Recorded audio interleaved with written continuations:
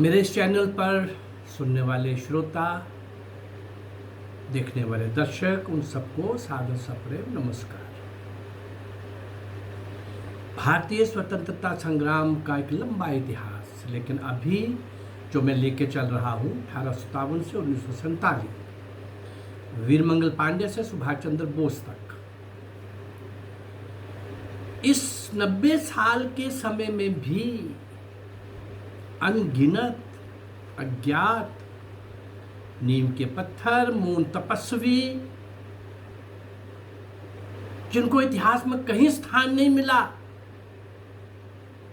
बहुत बड़ी संख्या। उन सबको स्मरण करने का काम, श्रद्धांजलि देने का काम, ढूंढ ढूंढ कर आपके सामने लाने का काम, ये ईश्वर की कृपा से मैंने ये संकल्प लिया है। उस और बढ़ रहा हूँ। उन महापुरुषों को, क्रांतिकारियों को, भारत माँ के सपूतों को हम कभी संबोधन के द्वारा, कभी हम गीत कविता के माध्यम से श्रद्धांजलि दे रहे हैं। देशभक्ति का गीत हर देशभक्त हर युग में कुछ ऐसे ही गाता होगा जैसे आज मैं गाने लगा हूँ। दो तरह का क्राइसिस हमेशा रहा है, वर्तमान का और भूतकाल का। भूतकाल से क्या लेना, वर्तमान का क्या लेना, और उन दोनों की अच्छाई को लेकर आगे बढ़ना, ये हर युग के समाज सुधारक, क्रांतिवीर, सबके आंखों के सामने ये संतुलन बनाए रखना बड़ा आवश्यक होता है। केवल कुर्बान हो जाना, बलिदान हो जाना, ये पर्याप्त नहीं है। तो जो लोग क्रांतिवीर थे, उनको आज कोई नहीं याद करता इतिहास में। हम स्मरण कर रहे हैं। आइए आज एक गीत के माध्यम से उनको श्रद्धांजलि देंगे।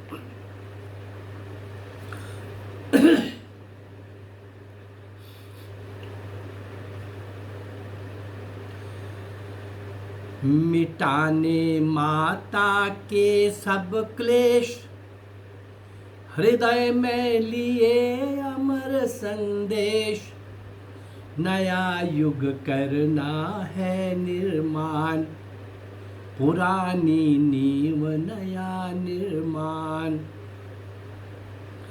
मिटाने माता के सब क्लेश, हृदय में लिए अमर संदेश, नया युग करना है निर्माण, पुरानी नींव नया निर्माण।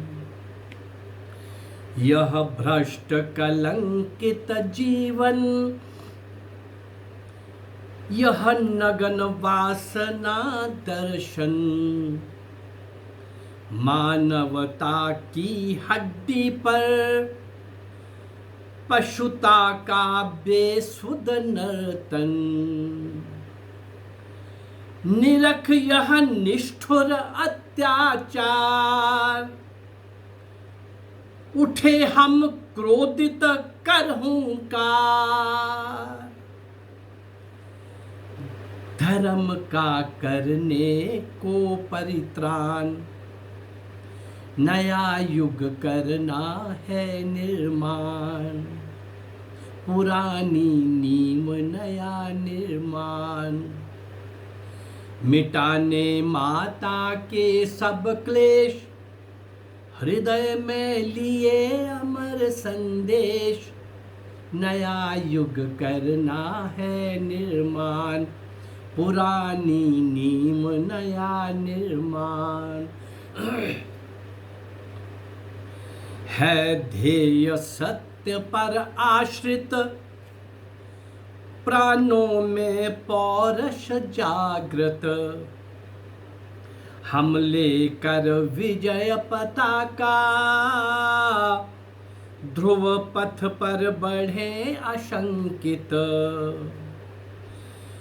स्वयं ही पाप हुआ भयभीत, जहां है धर्म नहीं है जीत, जहां है धर्म वहीं है जीत।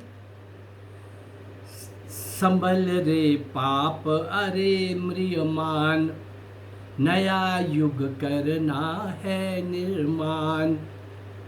पुरानी नींव नया निर्माण, मिटाने माता के सब क्लेश, हृदय में लिए अमर संदेश। नया युग करना है निर्माण, पुरानी नींव नया निर्माण। यह अमर धर्म की धारा, यह अमर धर्म की धारा, मानव का एक सहारा। जग को सुख शांति प्रदाता, वरदाता हस्त हमारा। रुके ना इसका पुण्य प्रवाह, मचलती हृदयों में ये चाहा। इसी को व्याकुल तन मन प्राण, नया युग करना है निर्माण। पुरानी नींव नया निर्माण, मिटाने माता के सब क्लेश, हृदय में लिए अमर संदेश। नया युग करना है निर्माण, पुरानी नींव नया निर्माण। पुरानी नींव नया निर्माण, नया युग करना है निर्माण। हर देशभक्त के सामने ये चुनौती रहती है। देश यानी क्या? उस देश की संस्कृति और सभ्यता का बचना। ये क्राइसिस भारत के ऊपर बराबर है, आज भी है। आजादी से पहले केवल ये था कि विदेशियों को भगाना है, विदेशियों को यहां से निकालना है और संस्कृति सभ्यता गांव के अंदर सुरक्षित थी। लेकिन आजादी के बाद हम जिस भारत को इंडिया बनाने चल पड़े, ये भारत फिर बचा भी तो फिर क्या बचेगा अगर इंडिया बचा तो? मेरा वो भारत, भारतवर्ष, अखंड भारत, वृद्ध भारत, विशाल भारत, सोने की चिड़िया भारत, विश्व गुरु भारत नहीं दिखेगा। आज ये क्राइसिस तिब्बत के ऊपर भी है। तिब्बत 150 साल के बाद, 20, 25, 50, 100 साल के बाद अगर आजादी ले भी लेगा, ले लेगा, लेकिन वो तिब्बत उसके हाथ में नहीं आएगा। वहाँ का डेमोग्राफी बड़ी बुरी तरह से बदल चुका होगा। वहाँ की संस्कृति सभ्यता को चाइनीज नष्ट भ्रष्ट कर चुके होंगे। नई पीढ़ी तिब्बत की विकसित होने वाली, वो उस रंग में लगभग रंगी जा चुकी होगी। तिब्बत जो सारे विश्व के अंदर गए हैं, उन्होंने काफ़ी ल्हासा को याद रखा हुआ है, परंतु पश्चिम की पढ़ाई और पश्चिम के माहौल में बहुत कुछ भूल भी रहे हैं। ये क्राइसिस हमारे भी यहाँ रहा है। जब भारत माँ की स्वतंत्रता के लिए देश विदेश में हमारे क्रांतिकारी जाते थे, देखते थे, तो ये क्राइसिस उनको तब भी नजर आता था। कुछ लोग तो भारत माँ को स्मरण करते थे, तभी तो सारे साधनों को जुटा करके फिर से भारत की स्वतंत्रता के लिए वहाँ से एक बहुत बड़ा प्रयास हो रहा था। लेकिन अधिकांश देखने में क्या मिलता था, ये स्वामी विवेकानंद जी ने भी फील किया था। जब वो आए, यहाँ के लोगों को देखा विदेशों में जाने की होड़, लेकिन किस लिए? हायर एजुकेशन के लिए। उस हायर एजुकेशन का मतलब था वैसे हो जाना। जो अपनी जड़ों से कट जाता है वो वृक्ष ज़्यादा देर हरा भरा नहीं रह सकता, उसके औंधे मुंह गिरना ही होता है।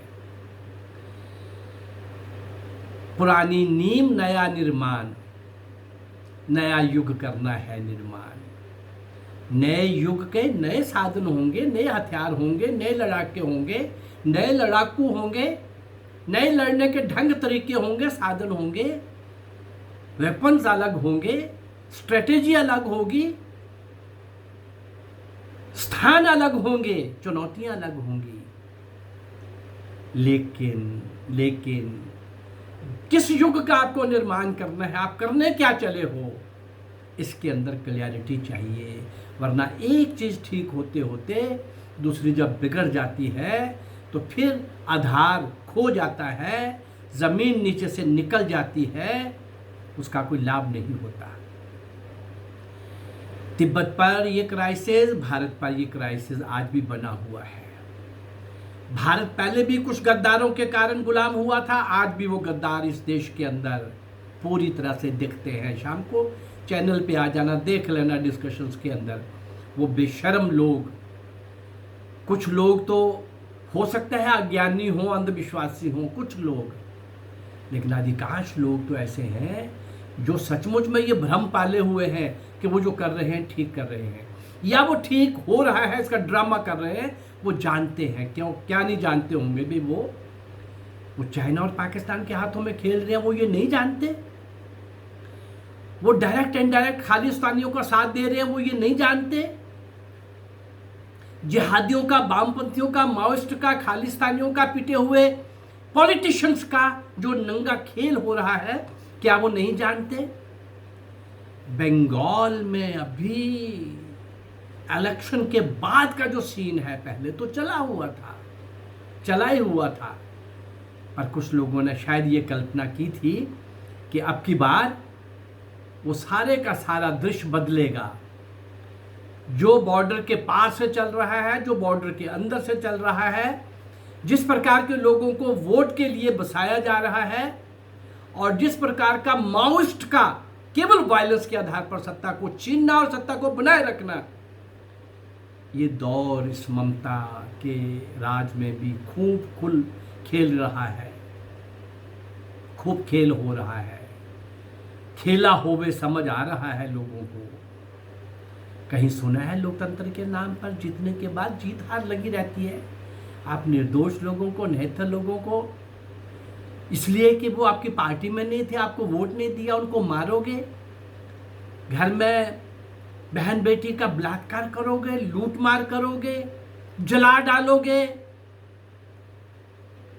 ये सब जो हो रहा है, ये आज देश के अंदर कई जगहों पर लोग ऐसा करने के लिए तैयार बैठे हैं। भारत को डिस्टर्ब करना है, भारत को फिर से गुलाम कैसे बनाया जाए, यहाँ के कुछ गद्दारों को अपने हाथ में लेकर के अंतर्राष्ट्रीय एजेंसीज, संस्थान वो सारा तमाशा करते रहते हैं। समय समय पर हर युग में हमारे महापुरुषों ने संघर्ष करके, बलिदान दे करके, वो बलिदान आज भी बंगाल के अंदर चल पड़ा है। याद रखिए, ये चुनौतियाँ देश के कई हिस्सों में, कई कोनों में अंदर से खड़ी हो रही हैं, विकसित हो रही हैं, कहीं कहीं सर उठा रही हैं, कहीं कहीं सर उठाने वाली हैं। इन सब बातों को भी ध्यान में रखना होगा। आज गीत के माध्यम से उन सबको स्मरण करने का मतलब है कि हम देश को हर हालत में मिटाने माता के सब क्लेश, हृदय में लिए अमर संदेश, नया युग करना है निर्माण। फिलहाल भारत को नया युग का मतलब यही है, by the past through the present to the future. हमारा अतीत गौरवमय रहा है, बहुत शान वाला रहा है, विश्व गुरु रहा है, सोने की चिड़िया रहा है। उसके कारण से हमें ये समझना पड़ेगा, हमें ये ठीक से समझना पड़ेगा कि आज भी हम गौरवमय अतीत को साथ रखते हुए वर्तमान का अच्छा जो भी विश्व के अंदर कहीं भी है उसको साथ में जोड़ते हुए और आज के गद्दारों से देश को बचाते हुए आगे बढ़ना है। नई पीढ़ी को कुछ नई विरासत दे के जानी है।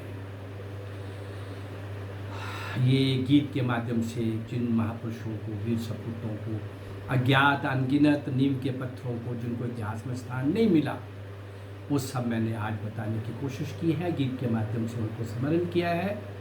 अगर मेरा ये प्रयास आपको अच्छा लग रहा है तो इस चैनल को आप लाइक करिए, सब्सक्राइब करिए और शेयर करिए। नमस्कार, जय हिंद, जय भारत।